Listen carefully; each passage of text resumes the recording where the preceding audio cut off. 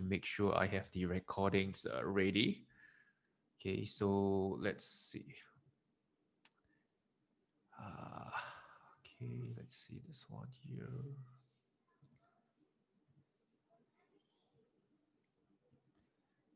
Okay.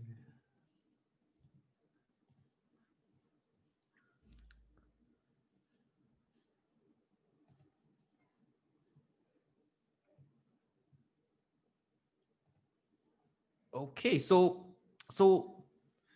before we get started, right? Let me just share with you all how I, come across, Shay Humble Trader. Actually, she's actually on YouTube, right? She's a really big hit on YouTube, and the reason why I was attracted to her videos is because of the no BS approach, and it's just straight in your face, right? Facts about trading, and I like her personality, right? Straightforward, and yeah, she's funny. So that's why I invited her to Traders Fest, and I'm really honored that she has decided to come on board. So Shay will be our next speaker here on Traders Fest. So without further ado, right, I don't want to waste your time any further. I will pass the stage on to Shay, and let me see how do I let me make sure I can get this right. Let me just make sure the hold on, unmute.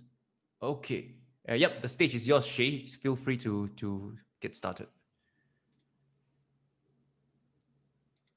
Yep, yeah, you're live. They can hear you. Hi, And hello. I'm going to mute myself right now. Take it away. Okay. Hi guys. Could you let me start my video though? My video says I can't start it.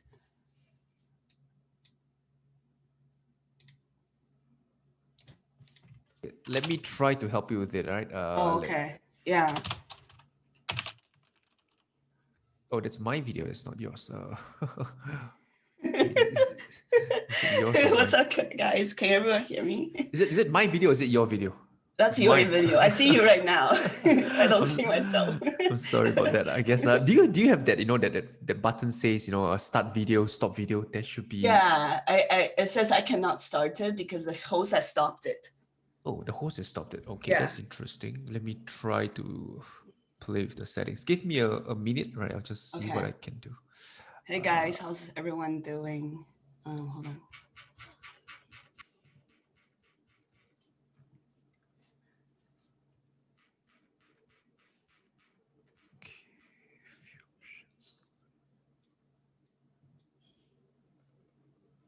So I think we'll start first. So today we're going to be talking about how to find your edge in an ever-changing market. First of all, in case you guys don't know who I am, my name is Shay. I go by Humble Trader. You guys might know me from YouTube. Who am I? I am Taiwanese Canadian, immigrated to Vancouver, Canada when I was little, and I don't know if anyone can see. You guys can see the photos here, right? This is me in Taiwan. That's my family.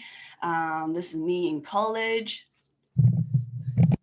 This is me in college, and that's me in college as well. I was like taken at 5 a.m. in the morning. So I went to college for film and VFX in California. And that's also in LA when I was living there. That's also where I started learning to day trade. My video's not working for some reason. Okay. I'm gonna make you a host, right? So I think that should do the trick. Okay, sure. Okay, let's try that now. Okay. So can you share your screen now? My screen has been sharing, right? Yes, it is sharing. Yeah, just now. Okay, just my video. Yeah. Okay, there. I'm live now. Hi. Great. Okay, so I'll let you be the host, right? Just a quick one, right? When your presentation sure. ends, please make me the host again before you leave. If not, everything is going to get disconnected. Oh, okay. I'll remind you again, right? Thank you so much. Okay, yeah, remind me. Please. Yep, take it away. Hey guys. So where was I? Okay, so who am I? I'm Shay Humble Trader. You guys know me as the Humble Trader on YouTube. I'm from Taiwan, Canadian. And I'm in Vancouver right now, but I started day trading while I was living in Los Angeles. Okay, so how I started day trading. All I wanted was more money to buy those VIP tickets to music festivals. I was really big into those things like Ultra, EDC, Coachella, etc. And you can only get the fancy bathrooms, like the private ones, with the VIP tickets. If you go regular, which is what you almost always did, you have to use the porta potties, and those things are nasty if you know what I'm talking about. That's what I wanted. And I needed the money fast because those tickets, they sell out, both the regular ones and the VIP ones. So, I started just like most people, I got the chat room alerts plan subscription, tried to get the fast money. And obviously that didn't happen. My account took a haircut, a pretty nasty haircut. And I still ended up just going with a regular ticket and deal with the girls' porta potties. But even though the first taste of trading wasn't that successful, that definitely got me hooked into trading. And also this like EDC, amazing times. That's me in Los Angeles. These are my friends eating out of a can of beans in like a parking lot of the festival. And I think, at the time, living in LA definitely did something to me. Like, it was also around that time of my life that I wanted the money to afford more fancier things, because you're kind of surrounded by all these wealth in Los Angeles. So I think, the situation of the location where I was in life, the city I was in, definitely, kind of both motivated and inspired me positively and negatively, to want to make that fast money in day trading, I would say.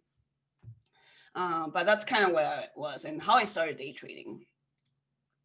So during my learning process, the day trading and learning process, I quickly realized that, following alerts never worked. It might work once or twice, but it will never work consistently. And while the times where they would work, you'll make like $100, $50, $200. But when they don't work, I'll lose like $500,000. So I would say this is something, if you're going through this as a beginner trader, it is very, very normal, right? But at the time, it just feels like the worst thing that could happen in the world. But with my little $7,000 account, I'll lose like $100. Well, I made $100, but I'll lose like $300 or $1,000. And then the days where I make money, it'll be like 100, sometimes 200. So definitely a lot of small wins, and the losses are bigger because you're just following others. You're not, like planning your trades. You're not doing the studying. I wake up 10 minutes before the market opens to try to like click buttons. So my year one, I was like all red, from chasing alerts, trading other people's ideas. Like we said, the wins were small and the losses were much bigger. So I stayed in a chat room to read other thoughts process. I sized down and I started viewing the small losses as market tuition. I actually sized down a lot more. I was trading with like 10 shares, 20 shares. After the initial failure, I finally realized, okay, if I'm gonna, keep on losing in order to learn, then I want to make sure I'm only paying like $10, $20, $50 a day tuition. So I think that's a really important pivot point that a lot of traders, especially if you're new entering the market recently, and you're frustrated after a month or two, you're not making money yet. I think that's very normal. And like I said, I didn't make any money at all in my year one. So it's a learning process, and you have to pay those upfront tuition. You have to do that. If you don't, you're gonna owe the market some money eventually. Let's say everything worked out for you for the first 6 months. You're gonna owe that tuition, because if it's based on luck, if it's based on following alerts, at some point down the road, that's gonna change. And when it changes, you're gonna be humbled. So I learned that really fast, that what worked for others didn't necessarily work completely for me. And that's the reason alerts didn't work. But what you could do is, take what you learned from the thought process, from reading others in the chat room, from others sharing the ideas in the community, on YouTube, etc. You can take what they're teaching you and make them your own, right? You have to personalize those setups to make them fit your personality, to fit your trading style, your patience, and your risk tolerance, especially. That's the most important one. Learning how to trade will make you money, but learning how not to trade will save you from big losses. So I think that's a very important aspect that we're also going to cover. You have to learn how not to trade. You have to learn for yourself that how to control your emotions and your discipline, because those are the things that are going to save you from big losses, right? Learning to make, I would say, at this point, that it's not difficult to make money from the markets, but it's very hard to keep it, because we're all human. We have human flaws, and that makes us do stupid things sometimes, and I still do them, even after so many years. So a big turning point during my learning and failing of the day trading journey is that I'm just checking my candles to make sure we're not setting the room on fire. Okay. Well, a big pivot in my trading journey is that I started making my own plans and taking risk management very seriously. That's, at some point, you have to do that for yourself, because if you don't get to point number 7, you're going to circle around 1 to 6 for like months and years until you really consciously start doing number 7, and start taking risk management seriously. Especially, your account will not grow until you manage the one thing you could control, which is your losses, because you cannot control your wins in the market. So no more random trades, no more I hope this works, I hope this stock continues going up higher. No more. If I ever have to say I hope or I wish in a thesis behind my thought process in a trade, then that's a no trade for me. No more of that. And no more, let's see what happens, right? What's the worst that can happen? I'm gonna buy 2,000 shares of this penny stock overnight. What's the worst that could happen, right? I hope this works out. And most times when I have to say that, those trades never work out. So like I said, in year 1, I was all red. In year 2 was the year I finally broke even and started, finally know what I'm doing. I'm not saying like I started making big money right away, but at least I was break even and starting, like there's a apparent consistency and there's a pattern in my own trading behavior and my own discipline that I can fall back on. So in year 2, I broke even. And now 6 years later, this is from which month? October of this year, October 2010. The 6 years later, I'm making consistent profit from the market, opening balance, ending balance from one of my trading accounts. The other one is also in October. My other trading account, this is starting realized P&L, ending balance. October, that's my other account. November, this is November. Yeah, this is November. So these are my 2 main trading accounts. So we started balance, ending balance. What was I saying? November, center point, the starting balance, ending balance. So this didn't happen in year 1, year 2, or year 3, right? This happened 6 years later. So, and you guys remember the tiny, the small profits, the bigger losses. Now, I still lose. You guys know, like I still lose money. But now, if I'm down, I don't go down a slope of consistent red days. Right now, I have the discipline, I have the discipline, the rules for myself to make sure that, even if I'm down from 1 day or sometimes 2 days, unfortunately, I can keep my P&L trajectory to steadily up. So this is in current month, December 2020. I still take, decent red days. This day was not fun, definitely not. but I'm able to come back.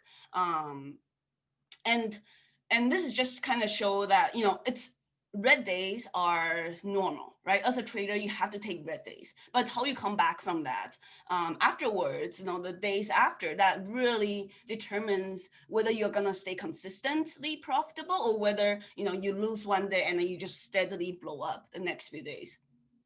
So, but this is after 6 years. This did not happen in my first year or second year. Okay, so that brings us to today's topic. I really want to talk about this point here, but let's kind of go over why do 90% of all traders fail. I didn't come up with a percentage, somebody else did, but I believe it. I can see why 90% of all traders fail. There's some reasons came up to mind. They can't control emotions, ego, greed, chasing a dream, or get rich quick, which is how I started. So, it's I think it's normal for most people to start with number 2, like you want to get rich quick, but you have to snap out of that at some point. You have to, because if not, then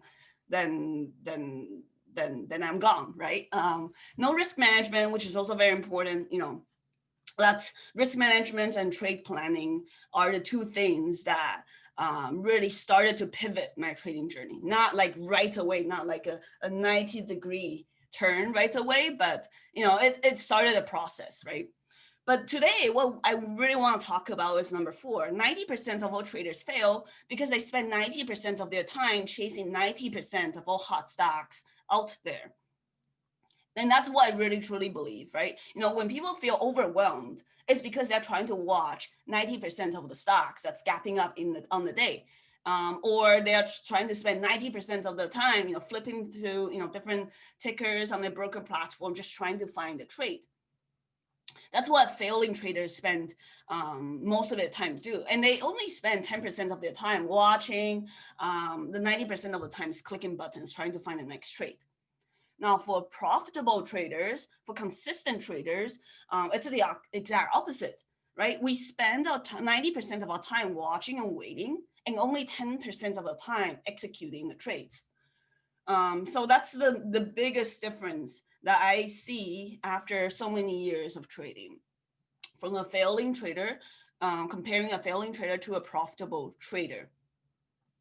So that's kind of what I want to talk about today. Random stocks lead to random setups, which leads to random trades and random results. And that's why people will have these kind of P&Ls when they're first starting out. And that's normal. I went through that too. I'll be trying to chase these random stocks. And of course, they'll work on some days and you'll feel like really good. You're making money, $200, $500 a day. But on the days where it doesn't work, when chasing random stocks don't work, it's like, it's not consistent. So that's why it's important to narrow down the stocks we watch, the stocks we trade, and the setups, right? Like we mentioned earlier, you have to narrow things down, right? Instead of watching 90% of all the stocks that's gapping up, you need to be watching less than 10% of it.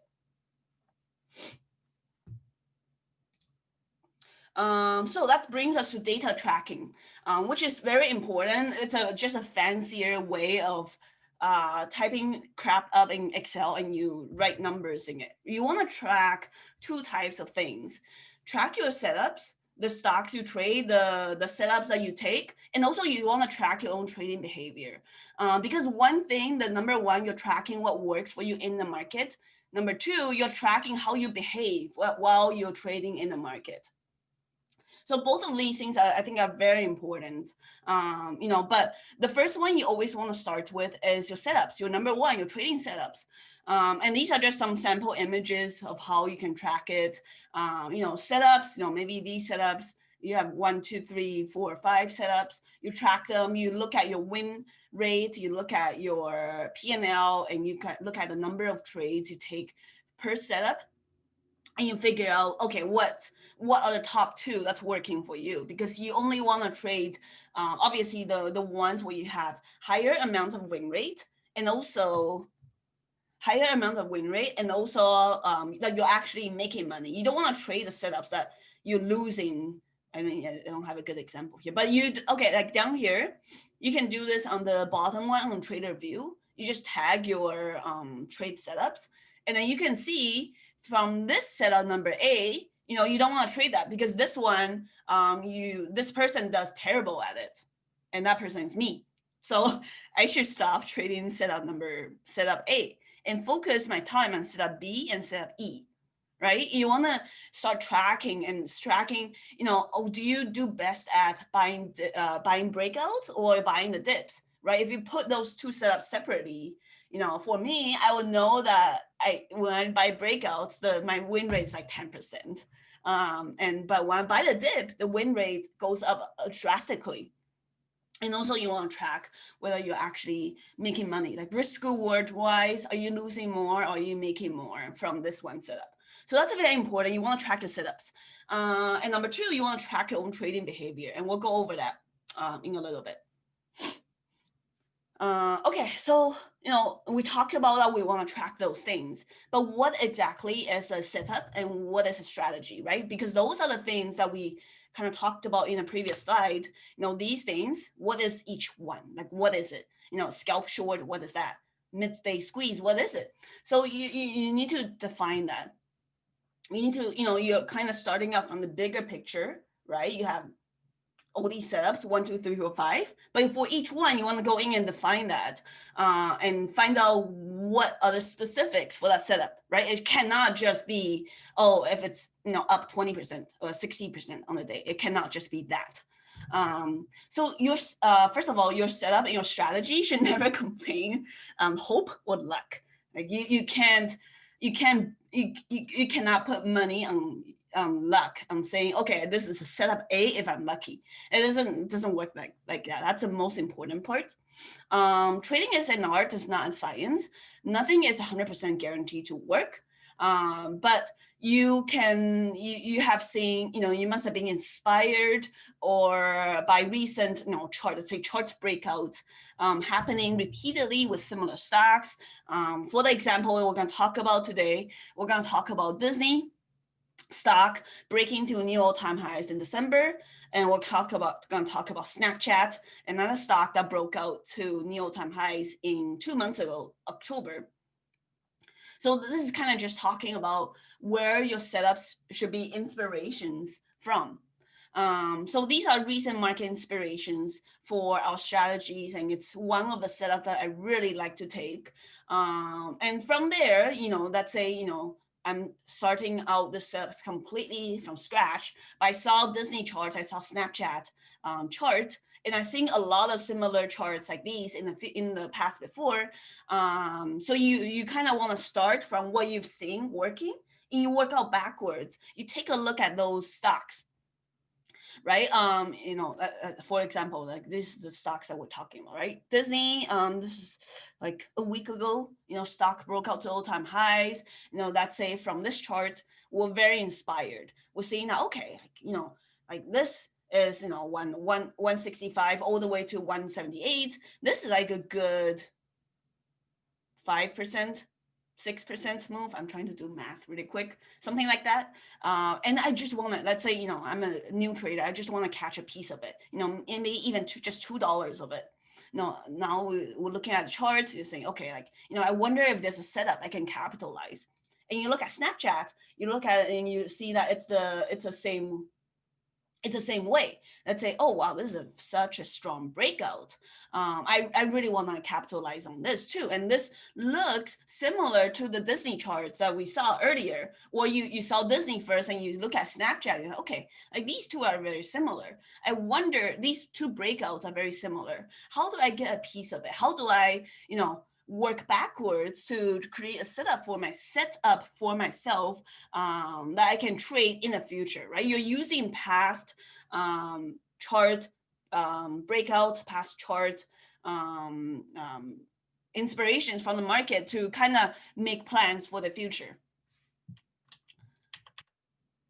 What was I saying? Okay. So you saw those charts. Now we want to go work backwards and find out what exactly happened on those days that they broke out. Fundamental catalysts, what do they have in common, right? Do they have news? Do they have earnings? Is there like a new partnership deal with Amazon, Roku? Like, well, what cost? What's the fundamental catalyst that caused the breakout? So that's important. And we also want to look at the technical analysis, right? What do the charts have in common? And, I always start from the daily chart. What does the daily chart look like? What is the excuse me, what is the key resistance to break? And how many percentage was the run after that breaks, right? Does it keep on going for multiple days? Maybe we're trying to figure out a swing trading strategy here. So you always have to start with what's already happened and what you think would continually to happen repeatedly in the future. Maybe not every single day, but you see it enough that you can work backwards. You have enough sample sizes of stocks to work backwards for.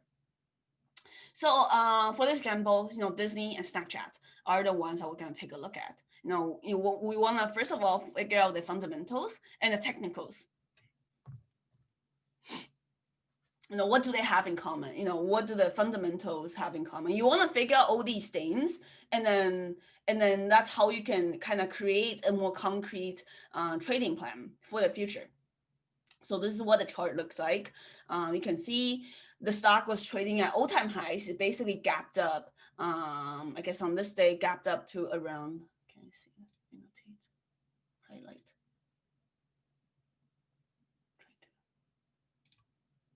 Oh, there we go. Okay.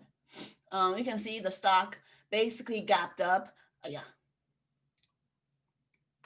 Gapped up to all-time highs pre-market on this day, and we can take a look at, okay, this thing, you can see it dipped at the market open. This is also pre-market lows, right? Very simple pre-market lows area. The rough area around what I want to say 165.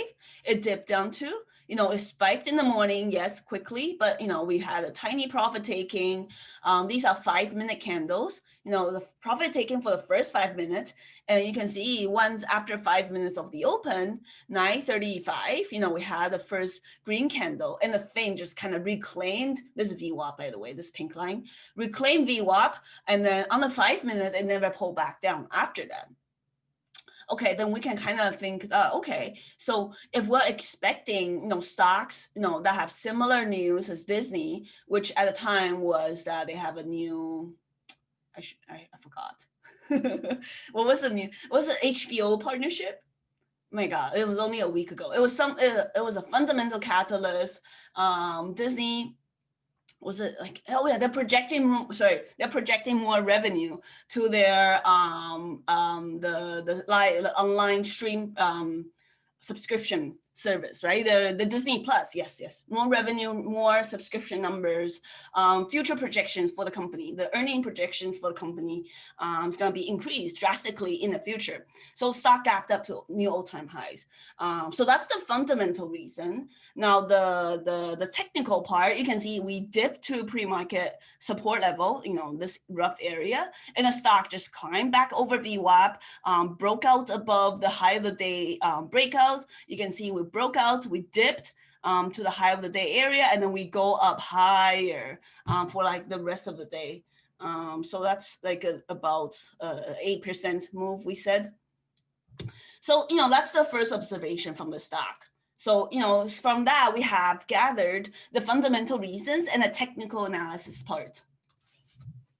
Now, let's take a look at Snapchat, right? You can see, something similar. And obviously, I know we're just doing 2 examples here. Now, in October, it was, if you look at this chart is Thinkorswim. On this day, this icon means they had earnings and guidance, really the quarterly earnings report. So on this day, I remember it was earnings beat, revenue, earnings per share revenue, and also guidance up. So, similar fundamentals as not similar fundamentals, similar fundamental news catalyst as Disney, right? The company is projecting increased revenue for the future quarter. So this thing, you can see very similar chart. We have, first of all, similar fundamental catalyst and a chart gapping up to new all-time highs. Gapped up here pre-markets to 35 from a close of, $28. That's a very significant gap. But you can see, pre-market, we sold off some, to some pre-market support right here. At the opening candle, these are also 5-minute candles. We, had a spike. We dipped a little bit, these are tiny dip levels around 34.50, right? Made a dip, not didn't touch exactly to the pre-market low levels, but you can see it dipped, broke out above the high of the day after that first 5-minute dip, and then we just climbed to new highs. I would say this is another snatches. How many percent? 10%? Yeah, that's 10% of the move if you do the math. 35 to 38, that's 10%, something like 9 to 10% of the move. So you can see a similar setup here. I was saying something similar. And that, even though I only have 2 examples here, if you just go do some homework after this this presentation, you'll find very similar setups, very similar charts with these larger cap stocks. So, the setups has to always be inspired from usually recent charts.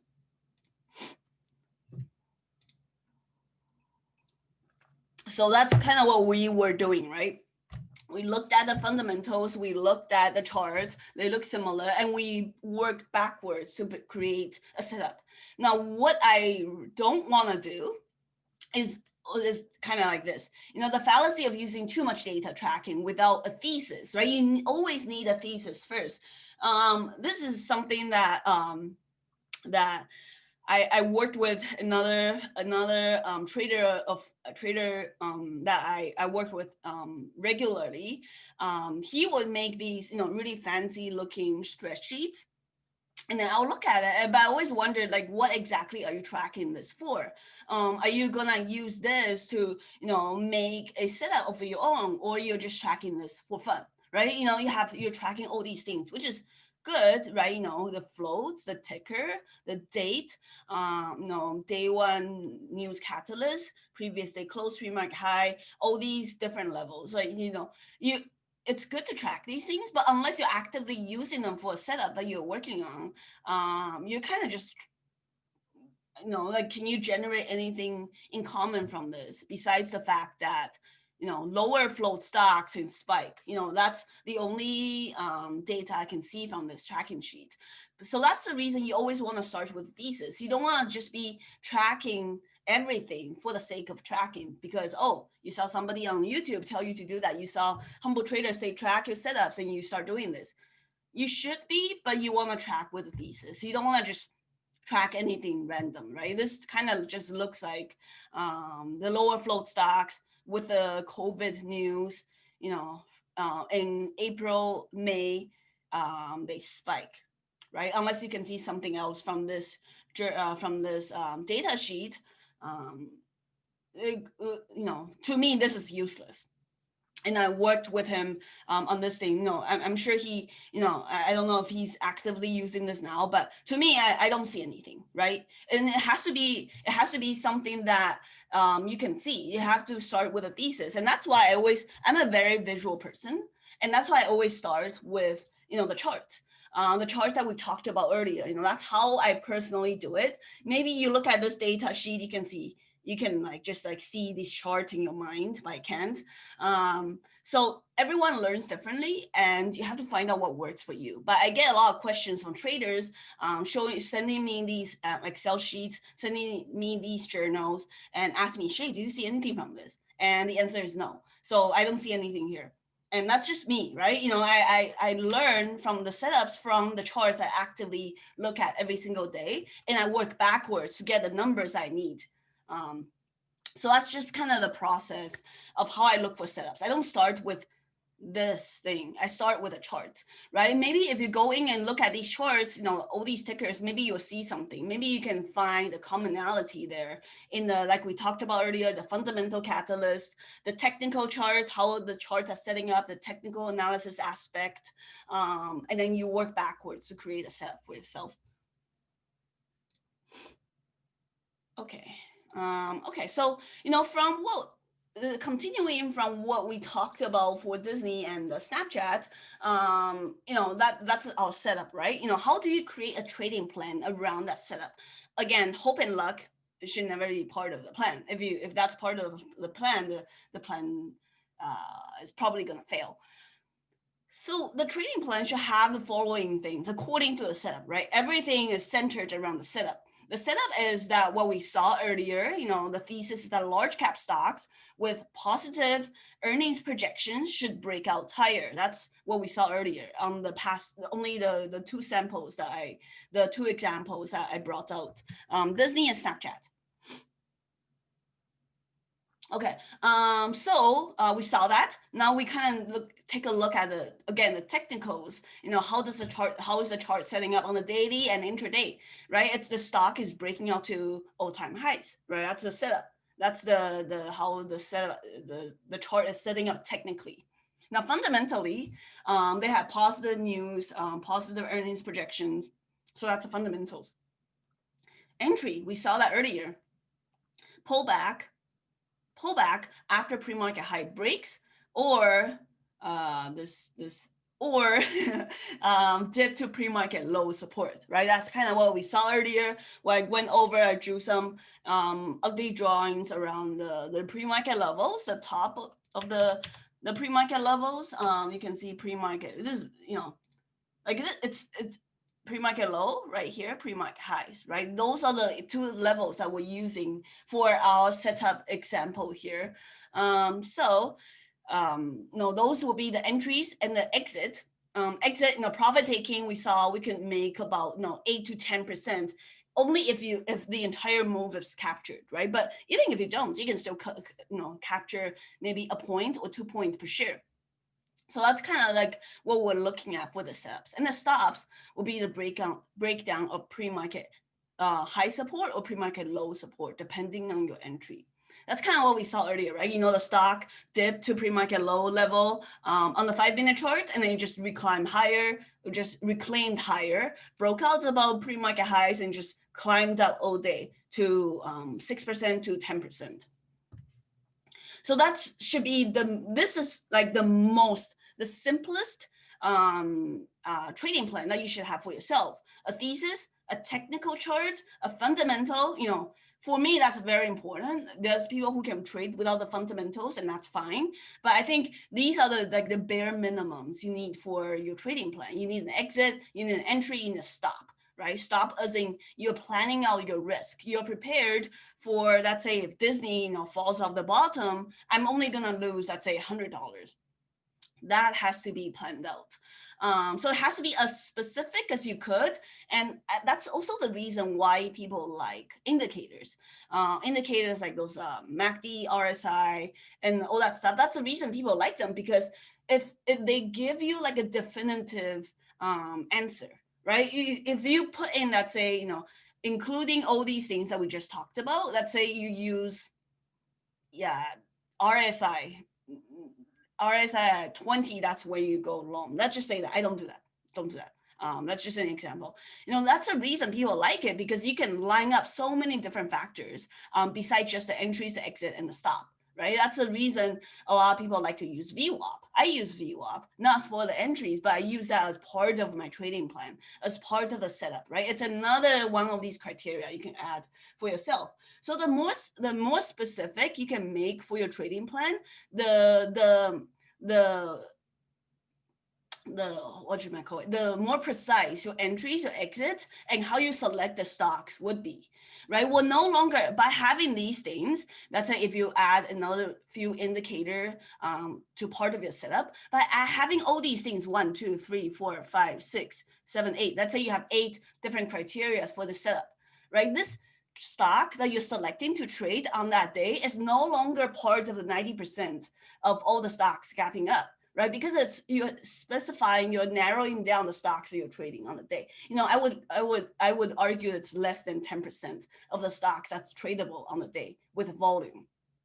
So you're narrowing down your focus. That's what we're doing. You're narrowing down your focus. You're isolating the stocks that fit your setup. And this setup, if you were tracking, like we talked about earlier, this setup should be the ones that can give you, at least 60, 70, 80% win rate. And that's how you narrow down the stocks you trade. You're no longer trying to trade random stock that's just popping up on the day, because those will be the ones, I guess I don't have enough examples here.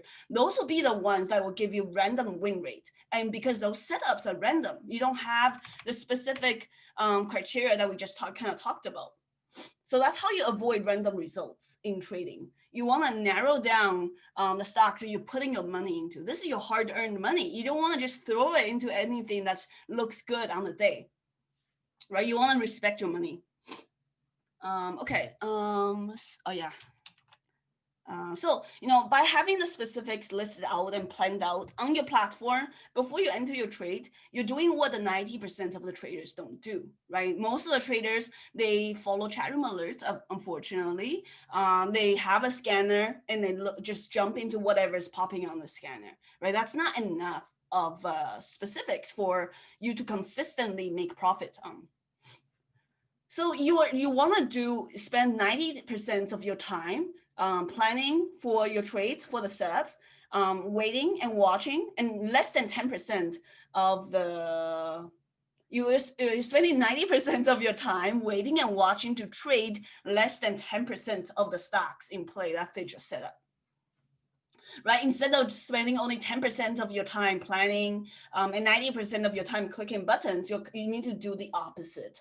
You need to spend more time watching and waiting and planning, and only about 10%, actually executing your trades, long or short.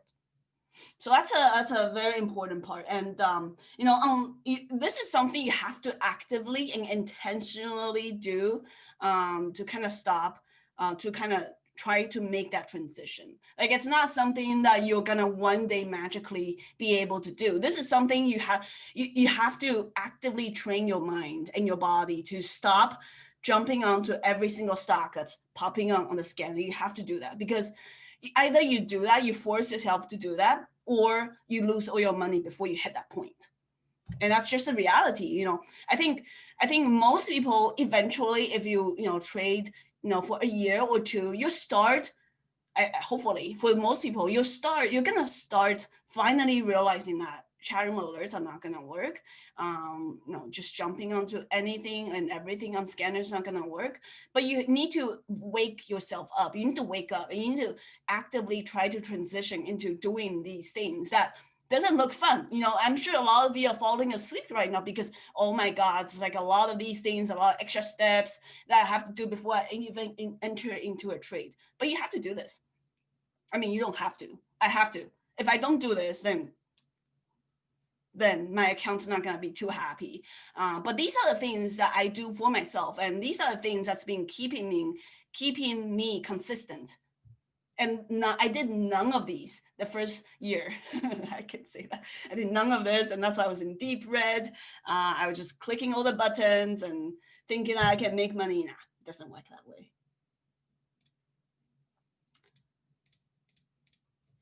So these are just some recent executions I did on that setup. Exact same setup that we just talked about, right? This is not the most like the setup I just showed as an example. It's not rocket science, right? It's pretty basic, I would say, but it's simple, but it works really well in the market. You can see, BA, I forgot what. I think it's last month, had the similar fundamental news that we talked about. The stock, had a tiny dip to pre-market levels and just reclaimed the high of the day, pre-market highs, and pre-market high, pre-market low. Exact same thing we talked about. I don't have the daily, but if you look at the daily on this day, you'll see something similar. And the stock just went up to from 229 all the way to 230s, 240s. So 239, 240s. So exact same setup that I showed earlier on Disney and Snapchat, and this is just an execution of that 2-minute chart. Okay, next, similar one, Baidu, which we traded last week. This is an uglier chart, but if you look at the stock on the daily chart, this day right here, this day, this is the day I traded it. And then, very similar thing, right? This is at the open, spike, dip, I got in long, long and added more on the way up and sold into the pushes. So it's an exact same setup, exact same execution. And these are the things that's repeatable for yourself. And the reason I can execute them the exact same way is because I've seen the same setup over and over again in the market, right? And that I'm just at this point, after so many years, that setup is like ingrained in my mind. But so that's why, this is actually one of my favorite setups. And I still trade them every single, or maybe not every single day. But I would say there's very constant opportunities like these. And this is something that I've traded. I have enough sample sizes and enough screen time experience to see this setting up, and also to execute this trade. But this is not something you're gonna magically master within a week or 2 weeks. It's something you have to actively practice and trade and collect enough sample sizes. Okay, just keep going here. Marna, another example, another long trade. I shorted at the open, shorted right here, covered, reshorted some. The short was a loss, and then I went long and finally did better. Long, same idea, right? You can see this one actually never dipped to pre-market low level, but it broke out right away. I got long and then sold into the pushes. But it's a very similar setup. If you look at the chart, if you look at all the tickers I mentioned earlier, the chart looks similar. Intraday and also technicals. Intraday and daily, and also the fundamental catalyst we talked about. Okay, so you want, that's what we said. You want to start tracking and back testing your setups. You don't want to reinvent the wheel, right? You can start with proven inspirations from the market, proven setups. Like we said, with a thesis, and learn from experienced traders. But you need to personalize their setups to fit your own style. Right, what I talked about today, you could trade that, but you probably need to go in and fine tune to fit your criteria. Like maybe use the indicators we talked about, so you can add those to part of your trading plan, your trading setups. After enough sample sizes of 2 weeks of trading daily, you should see enough data on your setup performance.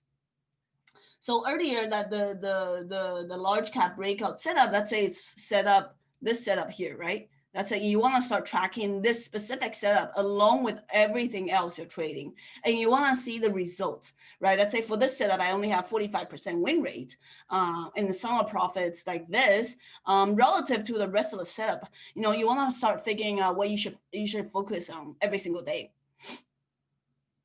You need to improve on the best performing setups for yourself. You can, how do you backtest? And backtesting simply means going back in time to practice the same stocks that we talked about. Let's say, after today's conference presentation, you go and look for more similar stocks that, you saw Shay showing Snapchat, Disney, Baidu. What are some other similar ones? You can go back and practice. You could use DAS Trader Replay. They have that option for, going back and practice your executions.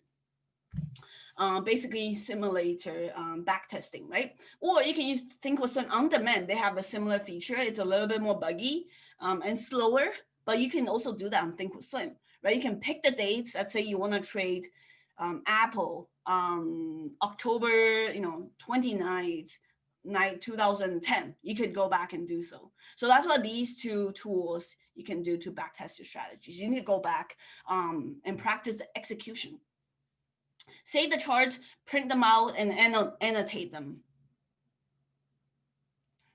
Okay, so that's important, right? You want to track your setups, right? That Disney and Snapchat setup could be just setup A, right? And that's one of the setups you're tracking, right? You're tracking this you just want to track these enough to see what works best for you, right? It could be setup A and B, or it could be setup A, B, and E.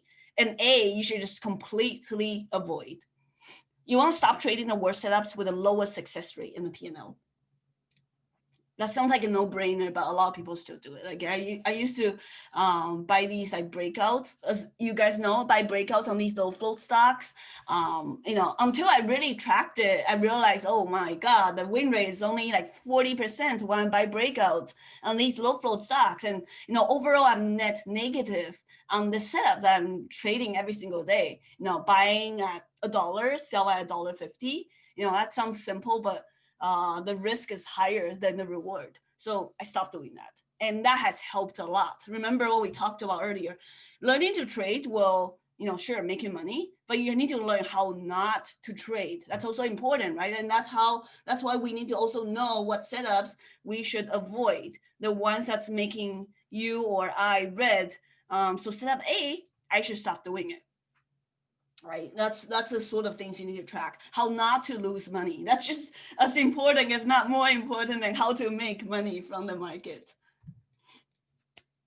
Okay, so we talked about tracking the setups, tracking what works for you in the market. Now you also need to track your human behavior. That's very important.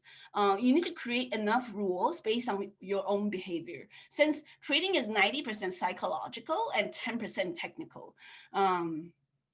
So we're human, right? We do stupid things as human beings.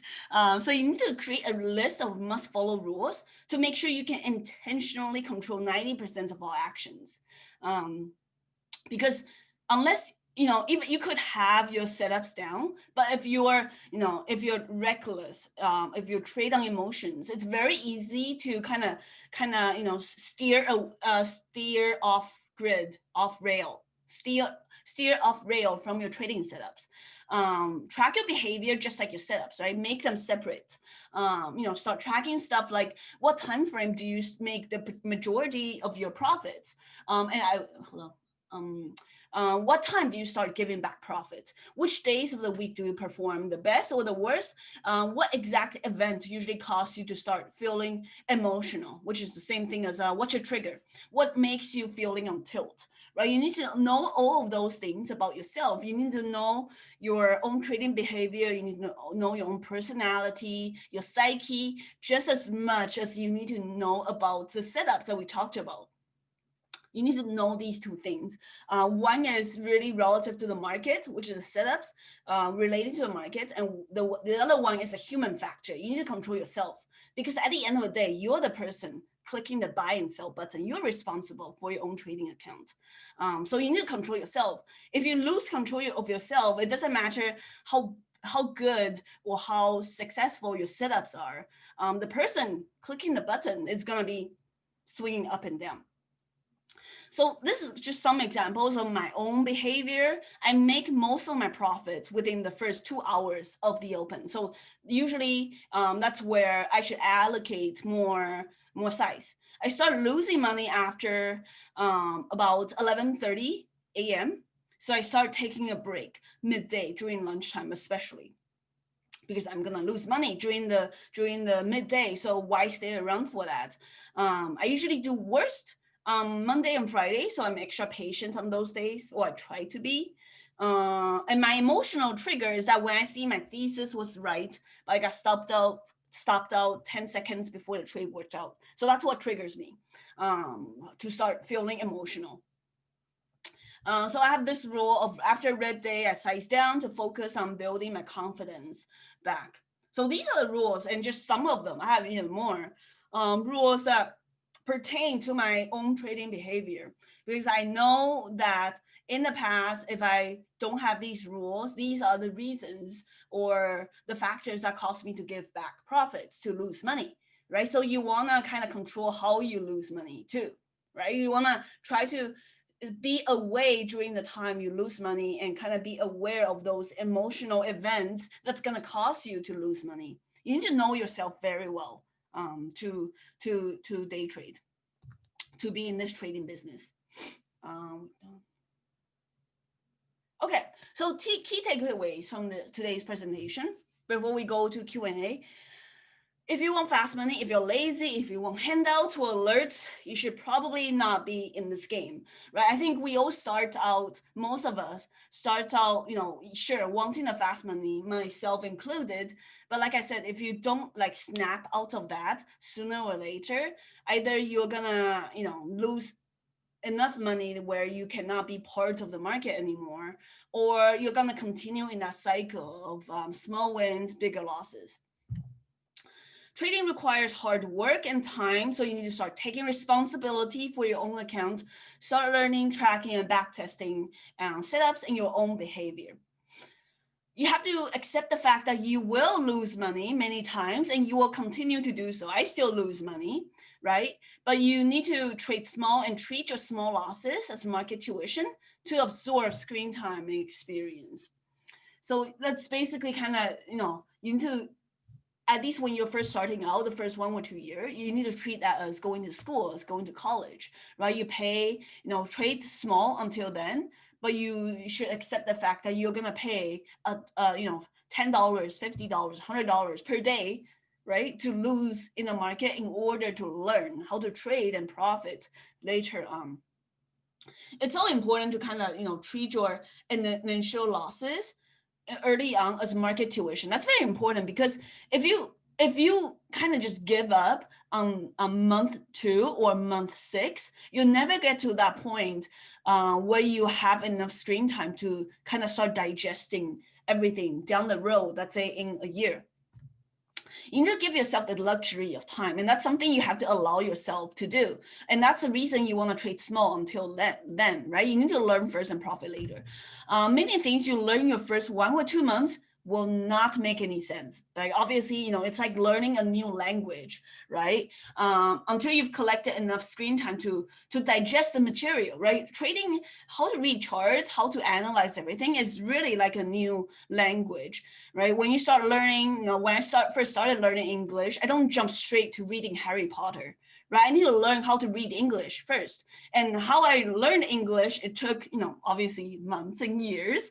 But now I can read Harry Potter perfectly, I hope. Well, maybe not perfectly. But you can, now I can read. But until I get to that point where I learn the language enough to read a book, I will not I cannot just jump straight from ABCD to reading Harry Potter, right? That's kind of the point I'm trying to make. You need to learn first and profit later. You need to learn how to read the market with your first 6 months or a year or even 2 years, and start capitalizing on what you've learned. But most people don't get to that point, because most people give up or they blow up after 6 months and they haven't even learned the language yet. They haven't even gotten started. And just kind of repeat what I said earlier, 90% of traders fail because they spend 90% of the time chasing 90% of all hot stocks out there, right? You need to narrow down your stock selection and your setups and your trading behavior. Setups and strategies may change, and they do change, but the skills you learned from observing the market, your patience, is discipline, and the rules are what's going to allow you to adapt and change with the market. The strategies may change, right? Over the years, certain setups and certain things don't work 100% as they did on my year 3 or year 4. But I've learned to adapt using the same skills we talked about earlier. Observe from the market, work backwards to back test, and that's how you adapt. Adapting in the market is a skill, right? No one setup and strategy is going to work exactly 10 years from now. Right, the setup I showed you earlier, we may have to go in and tweak it in 6 months or a year because markets change.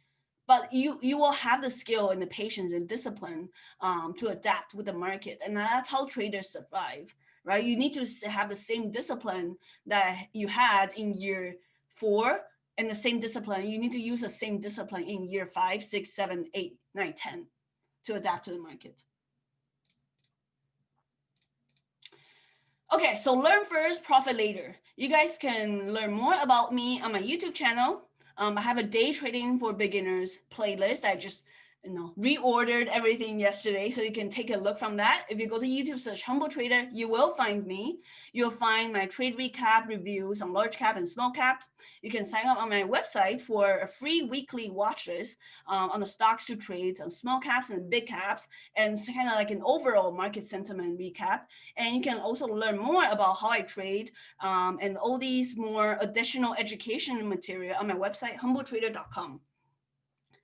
So with that, I will take any questions you have for me. Okay, thank you so much, Shay. Can y'all now hear me because I just unmuted myself just to do a quick check? I can hear you. Okay, cool. Right, let's get started right with the Q&A questions. Okay, so let's see.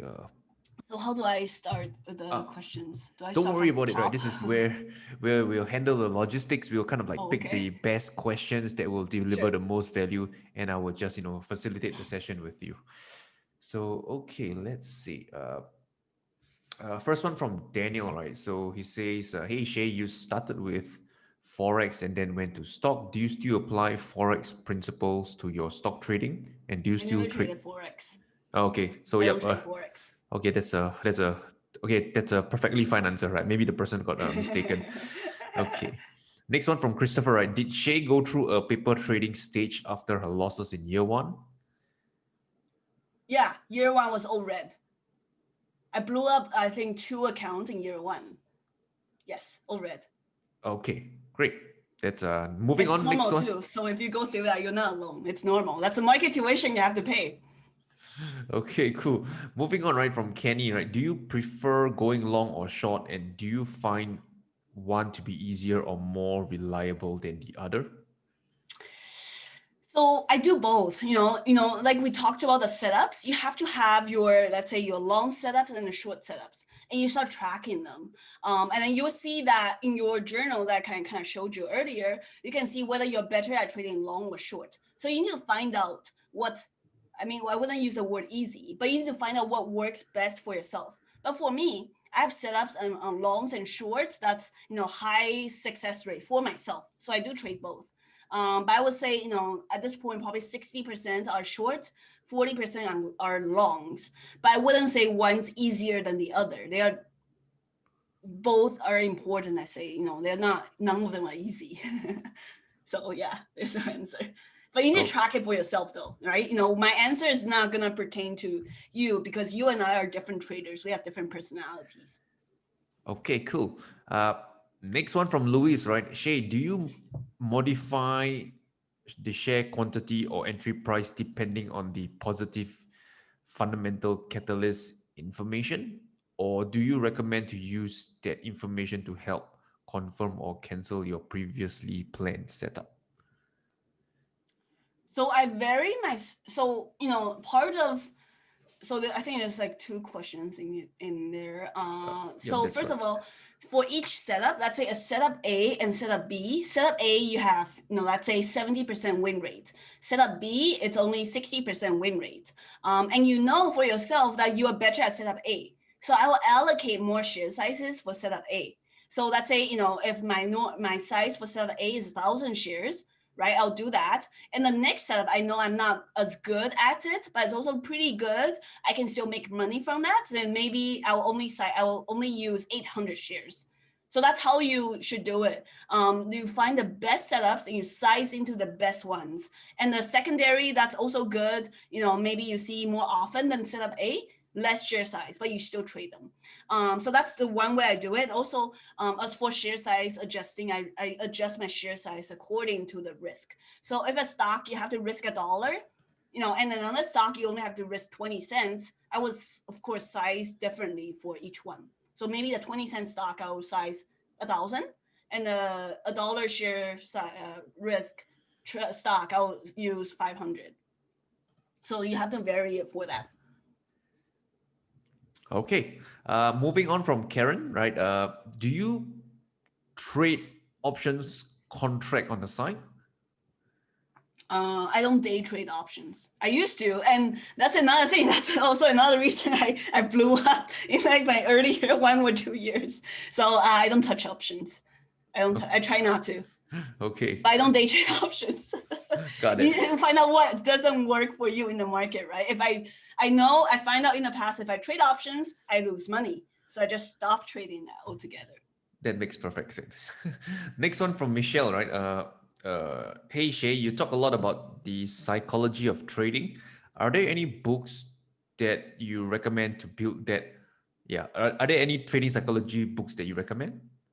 Yeah, so the first one, this one is not really for trading. It is for it's Atomic Habits by James Clear. That's one that's gonna help with your personal psychology and discipline, but it's not a trading book. But that one I still highly recommend it. The second one is called Trade the Trader. If you later go to my YouTube and you search Humble Trader trading books, there I actually made a video on that. So Trade the Trader, and also what's the other one? The I forgot. I talk about like three other books in that video. So these two came out to mind, but there's like three other ones I can't remember right now. But if you check my YouTube video, you can find it. Okay, got it. So the best way is just to go to her YouTube channel and search for the complete list of books, right? Yes. Okay, moving on from Sophia. Hey Shay, can you give us more examples of the rules you follow for triggering emotional events? You mentioned you have a lot more behaviors you've noticed, and I'm curious because perhaps a lot of us can relate. Yeah, so the trigger for me, the emotional trigger is like I mentioned earlier. So it's if I have a setup and if I'm about to go in a trade and I'm in the trade and I got stopped out, maybe for like maybe I bottom ticked it, I got stopped out right at the bottom and then stock just took off without me, and that's happened. So that's the event that frustrates me. So that's the most important one.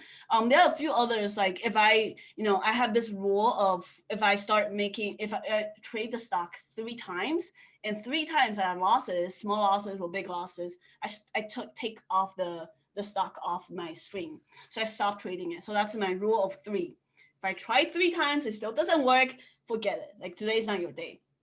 So that's another one. And no, another, I guess another important one is to size down after a red day. So those three rules are important for me. And also another rule is I also always need to know why the stock is running or gapping up. If I don't know, if there's no news on the stock, I'll either avoid it, or sometimes, yeah, just avoid it. Yeah. I always need to know why it's up. Okay, got it. Next one from Vincent. Do you prefer to scan aftermarket or pre-market to filter down to a reasonable amount of stocks? Nowadays, it's all pre-market. But when I was trading part-time in my year 1, 2, 3, I would do the scan after hours and also just look at what was in play and prepare the same trading plan we talked about the night before, and I'll trade them tomorrow, the next day. So nowadays, all pre-market, but when part-time trading, I'll try to prepare them the night before. So that will be in the evenings after hour. All right. Then another related question from Kenny who asked about you trading full time. Basically, he wants to know, right? How did you make that transition from part time to full time trading? Oh my God. So first of all, the most important thing to always keep your job until you need to quit to capitalize on your trading. So I never thought I would actually quit my job. I kept the job for many years, and I used the job and trading to kind of save up like a 1 year worth of spending for my life. So let's say I need to live $40,000 a year. So save that up, have that aside outside of your trading account in my bank account, right? My trading account is separate from my bank account. Have, let's say I need to live on $40,000 for the next year. Have that in your saved in your bank account, and of course that will be after you have some consistency in the market. You need to be able to prove yourself that you can make that 40,000 from trading. So I mean, let me kind of reiterate. You need to make enough from trading to cover your 1 year of expense, and also have that 1 year of expense saved up. So that's kind of that you need to make sure that you have something to fall back on in case trading fails. And actually for me, I tried quitting, and I just got laid off from my jobs for certain periods of time. And those are the times I tried to go and trade full time. And while when I did that and didn't have the nest egg of a certain savings in my account, I traded terribly because there's nothing like emotionally, there's nothing to fall back on. Everything that pays for my bills at the time is some other sources of income, but those are small, and also trading. And it's very stressful when you have to rely entirely on your trading. You don't have anything in your savings. So that's very stressful. So that's why I always recommend you keep your job. I didn't quit my job until I have enough saved up where I can say, okay, I have like 2 years worth of spending in my bank account for me. But I think 1 year should be enough. But I want to be safer, so I had 2 years. But I wouldn't just like jump straight into trading full time right away. That's my Oh, suggestion. okay. Thank you for sharing. Right, I totally agree with that portion you just shared. Next one from Sabin, who asked, right, with a small account, what kind of stocks should you watch for swing trading until you are not under the PDT rule? So I would avoid the small cap penny stocks. That's the thing I would avoid if you have a small account. Those are the ones that the small account traders, myself included, right, when I first started, usually go to. But unfortunately, for my opinion, the large caps are and the mid caps are more stable, and there's more consistent setups that you can trade on a consistent basis every single month. Whereas in small caps, they're like, sometimes they keep on going up and sometimes they just keep on dipping. So I would avoid the small caps. So I will maybe trade the mid caps and large caps around the $20 share price range, $20 to $30. I think that's a good amount where you can take even 50 shares, right? Even if you take 50 shares, if it moves $2, that's $100. That's enough to start building your account. So that's why I would focus on. Just ignore those like slow float penny stocks. Seriously, like avoid those. Those will gonna take your account to like a chopping board and chopping half. Okay, so moving on, right, from Nicholas, right, what habits or factors transform you into the trader you are today since when you first started trading? So most important is having a routine, having discipline, and also having these rules, right? It's one thing to write them out, and it's another thing to follow them.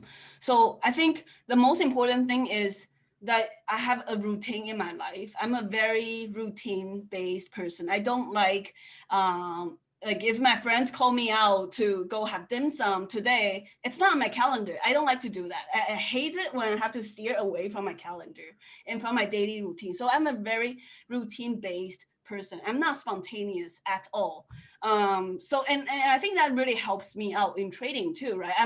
In trading, I have this this routine of things I have to do to start the day pre-market.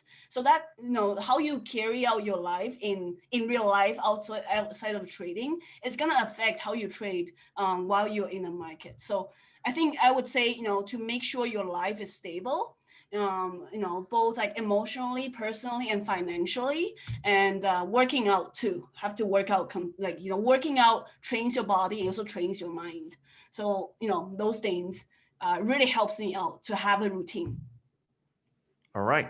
And we'll just, have another three more questions for Shay before we let her go. So the last third question, right, is from this one is from Elwin asking, what are the most common indicators that you use for your setups? Only VWAP and volume. I don't use a lot of indicators. And VWAP, I don't even use it for entries and exit. I use it as a guide, sentiment only. So you're not gonna see a bunch of lines and graphs on my chart. It's just volume, the candlestick chart, and one VWAP. That's it. All right. And the second last question for you is from Greg. Do you do any back testing when you have a thesis and resulting strategy, or do you trade with small size and see how it performs? I would do both.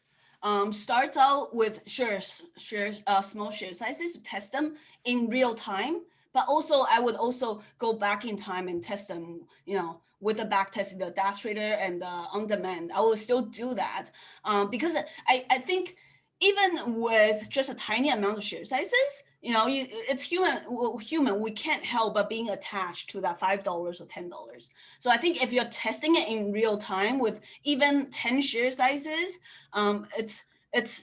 there's still some emotions involved in that. So that's why using those simulators will still help to give you a clearer mind. But I would do both. Okay, and the last question for you is from Ken, right? Hi, Shay. Basically, he mentions that how do you actually encourage yourself, to trade again after blowing up your account? I think this is where you actually have to be passionate about the market, because if everything about the market is making money, and I'm sure that's everyone's inspiration, that's important too, and I understand that.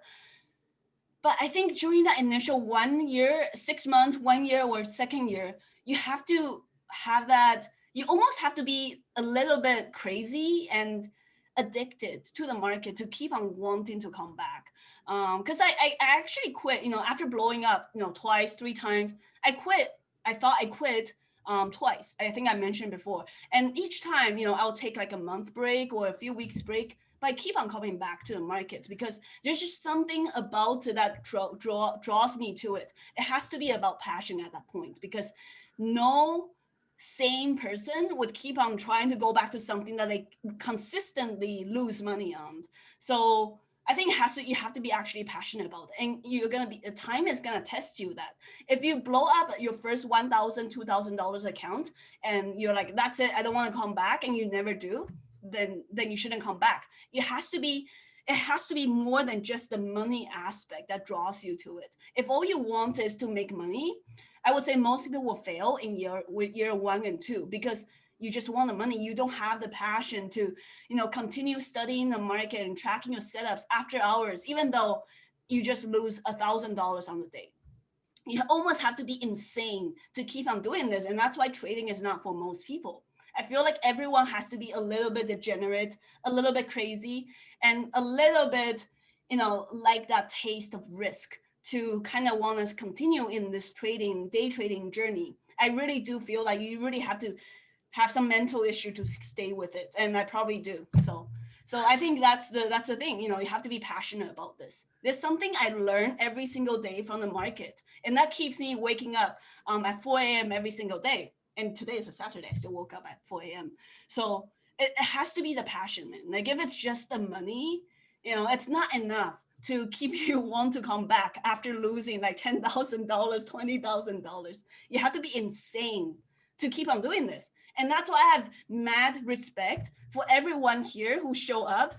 We've all lost money. I've lost a lot of money too. But despite losing, despite all that pain, you still want to come back to trading. So that's passion for you. You need to be insane and passionate enough about this to want to wake up at 5 a.m. on a Saturday morning to listen to me talk. So, if you're here, I would say you're passionate about this and you kind of understand what I'm talking about the addiction, about the insanity. Yet we still come back to do this. So that's kind of what I think of why I keep on coming back. Thank you for your answer. I really like that, right? And thank you for waking up so early to do this presentation, Shay. Thank you so much. I really appreciate it, as well as the audience, right? So before I let you go, I need you to do one small thing. Please make me the host so that the rest don't get disconnected. That's the only thing left.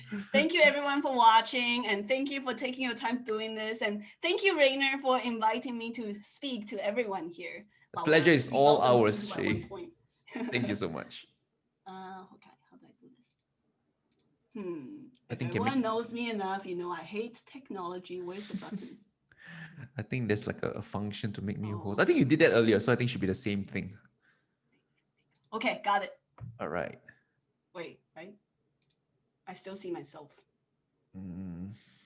Yep.